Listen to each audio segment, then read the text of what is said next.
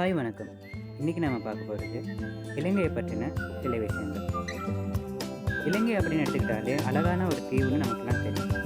இது 4 பக்கமும் கடலால் சூழப்பட்ட அழகுக்கு பேர் போன ஒரு இடமாக ஒரு நாடாக காணப்படுது.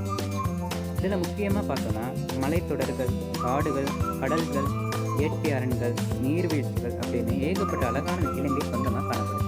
இது இந்து சமுத்திரத்தின் முத்து எனவும் இயற்கை அரண்களாக கூறப்படுது. அது மட்டும் இல்லாமல் புன்னகைக்கும் மக்களின் தேசம் எனவும் அழைக்கப்படுது.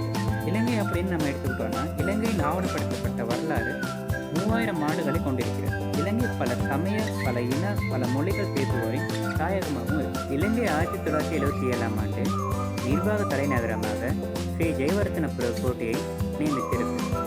இந்த மாதிரி ஏகப்பட்ட அழகான விஷயங்களை நிறைஞ்சது தான் நம்ம இலங்கை. இந்த வீடியோ உங்களுக்கு பிடிச்சிருந்தா லைக் பண்ணுங்கள், கமெண்ட் பண்ணுங்கள், ஷேர் பண்ணுங்கள்.